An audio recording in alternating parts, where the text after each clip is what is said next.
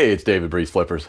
Back in the shipping room. It's the end of the week. I'd like to say we had a bunch of sales going out today, but really didn't have that many this weekend. I shipped a bunch on Friday, and last week we had a pretty good week. So I mean, overall, we've only done about $437 this past week. So a little slower than most of the other weeks, but not going to complain. It's still, sales and still positive, and we'll still get a decent check at the end of the week, so I'm not going to worry about that.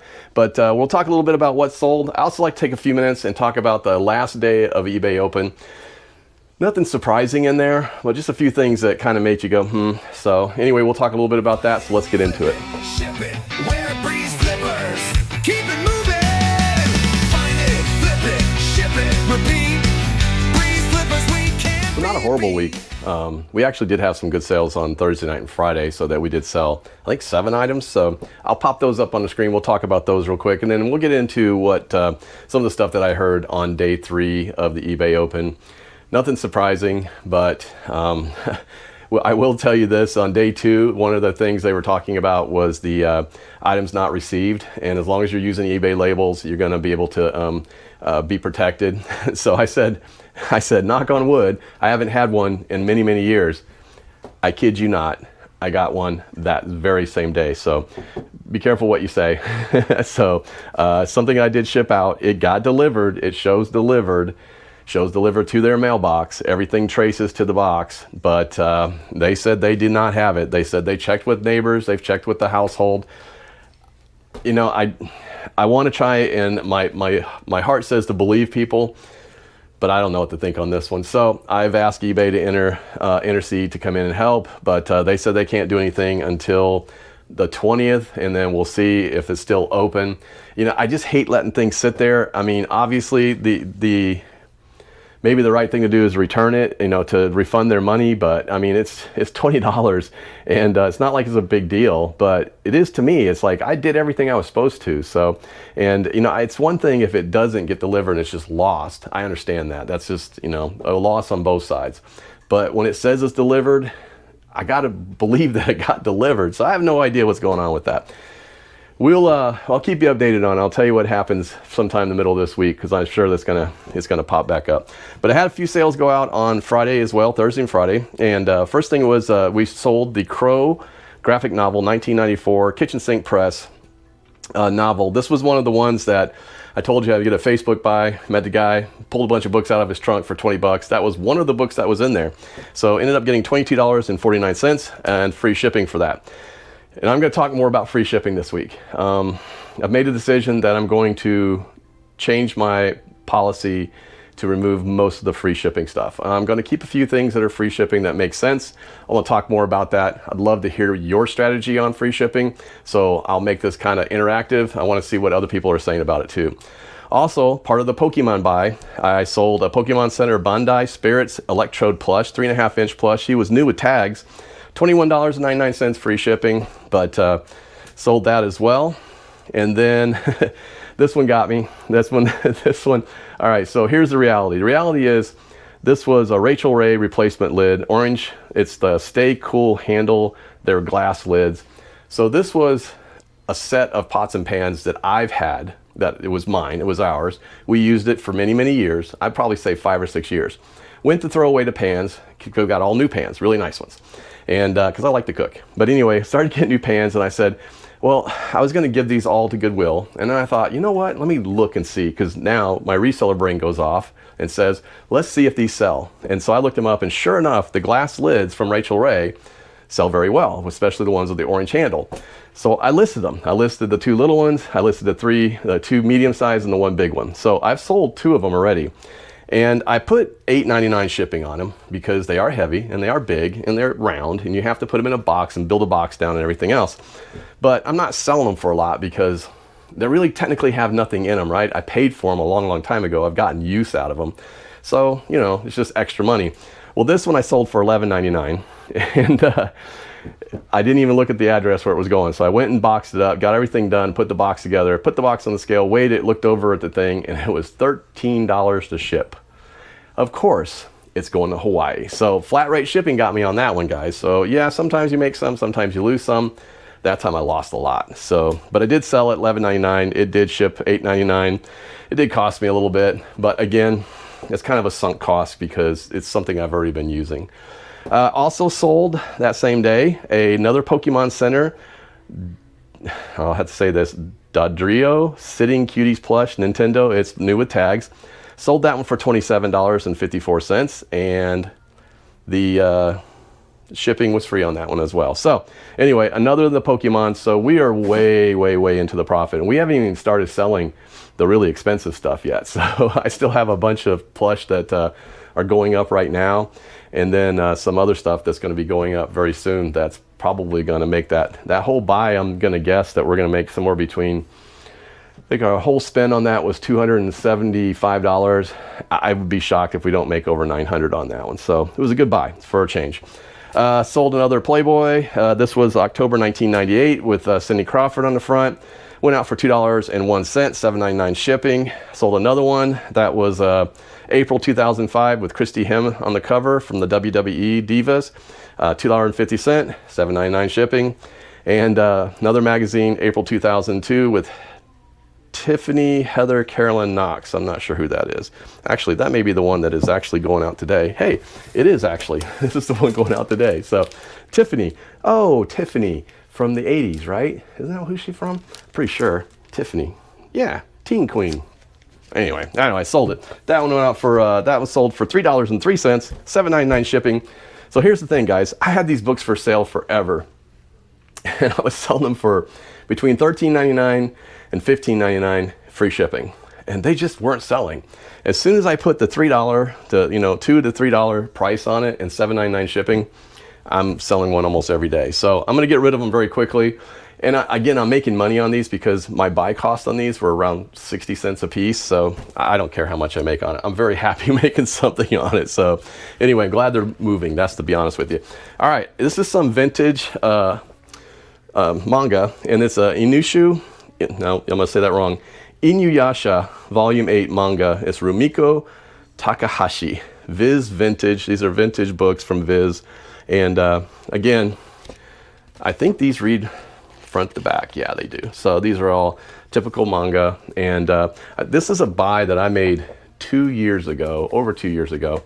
Literally was just up the street, like catty corner of the garage sale. We went up there, and we introduced ourselves. Hey, we're your neighbors, da da da. And she said, yeah, we're moving somewhere. And she had this whole entire corner, nothing but manga. It was Ruby. It had all this manga books. I mean, there were videos. There were just tons of stuff. And so I started talking. I'm like, well, I'd love to buy all this. And she's like, no. She goes, I just want to get rid of it. And I was like, well, what kind of a price do you have on it? And I had this huge pile. She said $15. I was like, really? I think I ended up giving her 20 because I took everything.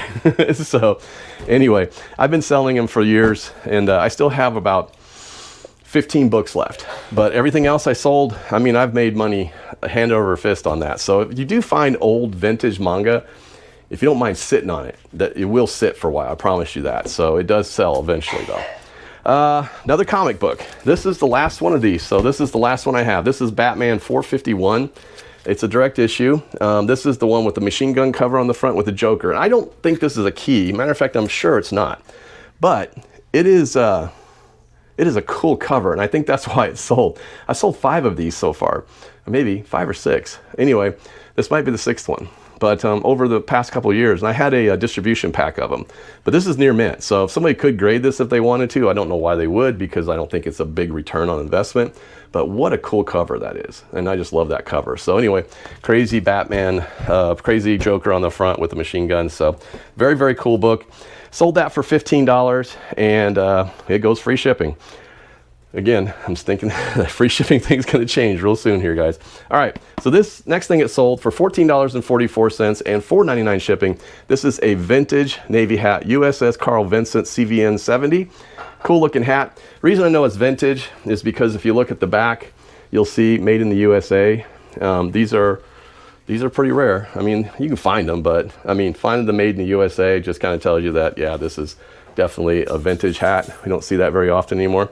Anyway, did sell that for $14.44, $4.99 shipping. That's headed out. And then last but not least, another plushie from the Pokemon buy. And this one sold for $26.99 with free shipping. It's new with tags as well. So anyway, I priced these, you know, very competitively. I mean, I knew that, you know, that they would sell, right? Because they are fairly popular. I mean, still the Pokemon stuff is still fairly popular. So, so I was very happy with them so far. But I mean, I'm trying to sell them at a point where, you know, it's reasonable. I'm marking them up enough that I can take a little bit down if I need to, you know, on a reduction on price. So I can send out a 10% offer or a 5% offer, or in some cases even 15% if it's been sitting there for a while. And honestly, most of the ones that I have listed right now have watchers. So very, very happy about that so far. So anyway, that's what's going out. Again, total for the week is about $437. So not going to complain. You know, it could be worse. It was a few weeks back or a month back, I was happy to get $100, and now I'm getting at least $400. So we're not going to complain. And as usually at the end of the night, sometimes tonight and tomorrow, something else will sell. Usually that's generally the case. It picks up on a Sunday night because people in California or the West Coast will start buying stuff. So last day of eBay Open, I caught most of the sessions. I kind of, you know, in and out of them, several of them, and trying to watch as many as I could. I'll probably go back and watch some of the replays on some of them. Not that I was going to learn anything crazy or good, but I just wanted to hear what they had to say. And one of the things that they talked a little bit about was that eBay Live, and I found this interesting. So eBay's still heavily pushing eBay Live, right? So they think it's the future of selling. Obviously, we all do some ways. But even though access to that is still completely limited, nobody can get in there and sell eBay Live. And then Caroline Poigner, GM of eBay Live, insisted the platform is in its earliest stages, even though it's been around since 2022. So, but when a smaller seller asked how they can access Live if they didn't yet qualify, her advice was go practice on TikTok or Instagram and build a following. Basically, it was telling the sellers to go try themselves on a competitive platform and learn how to do it before you can come back here and sell on eBay. So anyway, that's why, and the reasons probably I sell on Dibdit. So dibdit.com. If you go out there and use BreezeFlips, you can get $5 off your first $10 purchase, and you can sign up to sell there too. And guess what? You don't need a following because we've already built it there. So between the Kevin Commonwealth Picker, ADH Dave, and American Arbitrage, and all the people that are part of that, Death Pile Picker, there's just so many different names and people that are involved with this. We're all bringing audience to it. And they're there. So they've brought a great audience and is growing every day. So honestly, if you're looking for a place to do live selling, you can't get a foothold on Whatnot. You sure as heck can't get in live on eBay. If you can, please tell me how you did it. I'd love to hear it. Leave a comment. But go sell there. It's fun. And you know, it's a great place to get your foot in the door and learn how to sell live. I mean, it's a lot of fun. But I mean, honestly though, if you're into comics, cards, collectibles, or anything like that, that club is so gated at eBay. I don't see anybody getting in there. I really don't. Unless you're $1 million seller, I just don't see it. There was a shipping workshop about tariffs, hubs, and authentication. So there were some concerns around the U.S. Exemptions and the tariffs. The eBay kind of acknowledged that they're still standing behind everything and they're going to try to do their best. There is no official word yet on expanding the international shipping hubs. Right now, it's still in Illinois. They had talked about maybe doing one in LA, maybe doing one further East Coast, but that hasn't been, there was a hint of it, but maybe, but not, more likely not for a while. There was some ads workshops going on. I didn't really find too much about this. That's promoted on the go, where you can now do ads on your phone or on the mobile app. So anyway, there's been some people that did report the differences though on the app compared to the data that they were seeing on the desktop. So take it as you will. There was a lot of finance sessions. This is a big thing. It seems like eBay's been really pushing the financial tools. I thought that was kind of interesting. You know, they're trying to look for more ways to do direct deposits for you. Still gonna get the $2 fee, but now they're doing it through banks and doing it instead of just debit cards.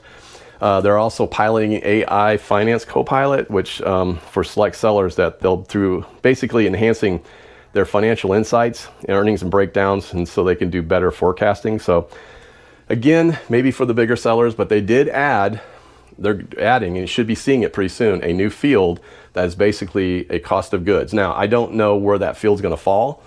I don't know if it's gonna be in the initial flow when you're creating a listing, or if it's gonna come after an item is sold and you're basically adding it as an add-on. I don't really know where that's at yet, so that'll be remain to be seen. But it is a step towards getting us a little bit better view of our cost of goods. Because right now I build that into my SKU. So I know it's in my SKU number, you know, my bin number, the item number, when I bought it, where I bought it, how much I bought it for, and the date it's listed. That's all part of my SKU. But it'd be nice to have that. I wish they'd do 2 or 3 of those fields and I could separate all that out. They would make a really nice system and allow us to do a lot more analytics. So let's see, seller feedback on AI tools. So this was interesting too. During a feedback session, some of the sellers raised a concern about the AI pushing the AI generated item summaries in listings and search results without the seller's knowledge or approval. So I guess Chuck Van Pelt said that eBay has no official policy yet, but he urged affected sellers to file a support request. So if you have an issue with that, file a support request, and supposedly they'll fix that. The only other big thing that came out is they rebranded the seller meetups, what they used to call seller meetups, now called seller circles. So if you want to be in a circle, join one, right? So, or start one. They will, they really were pushing that. So they were trying to get people to start the circles. Sounds like a good idea. Maybe it's good. Something to think about, something I've been thinking about, but it's honestly a matter of time. Do I have time to do that and this and resell and dib? So I have to figure out what's going to be more important. And the last thing I think it was important was they said goodbye to Jim Griffith. If you know who he is, you've listened to the eBay for Radio podcast. He was on there for a very long time. He's been a part of eBay since the beginning. And so it was kind of sad to see him go, but he's a good guy and really was a very good and strong advocate for the sellers.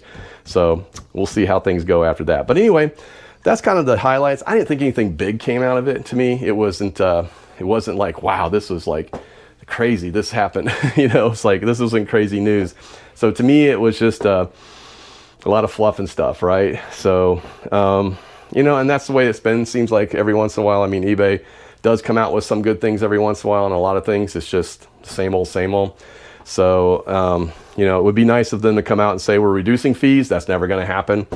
But, you know, we're still going to be paying the fees the way we are right now. So that's just part of the game, and part of the game that we're probably going to have to do for a long, long time, as long as we want to sell on eBay. So, but anyway, that's kind of what's going on last week. This is what's happening, at least on the eBay open side. I'd love to hear your input on it.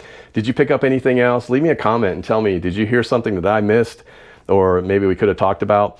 But, you know, I mean, the whole live thing, I thought that was kind of funny. They're really pushing it. Like, I felt like they're pushing it more for you to be there to buy on the lives than it was to be a seller on the live. So, and the fact that you tell people to go out and get your practice on TikTok or Instagram or some other platform, I just thought that was kind of like, well, you know, what a kick in the nuts, right? You know, so like, I mean, it just doesn't make any sense to me. So anyway, I don't think eBay is ever going to be, maybe they're never going to be that kind of a platform. Maybe that's what they want. They don't want that, you know, they don't want a bunch of people on there that could, you know, be harder to manage and everything. Cause it's not an easy thing to manage. You know, everybody has to play nice and play along. So I don't know. It's kind of a different thing. So I'd be curious to hear what your comments are on that. But that's what's been going on, guys. Like I said, not a crazy busy weekend. I wish it was a little busier, but I think it'll pick up. Like I said, we're coming up into, you know, the school start right now. And the last week, a lot of schools were starting. So I just got a feeling that there's just so much going on that people weren't really interested in buying a lot of stuff. But we'll see what happens this week. I'm kind of hopeful that we're going to pick up again and start moving. So I hope sales are going great for you. I will talk a little bit more this week. I'm going to talk a little bit about my strategy, how I'm changing what I'm doing with free shipping, trying to figure out if I'm going to go to calculated shipping or calculated flat shipping and just a little bit of free shipping. So I'm working on that strategy, and I'll talk more about that later this week. So I hope your week is great. I hope your selling is great and you're doing well. I'm David, BreezeFlippers. We'll see ya. Find it, flip it, ship it, where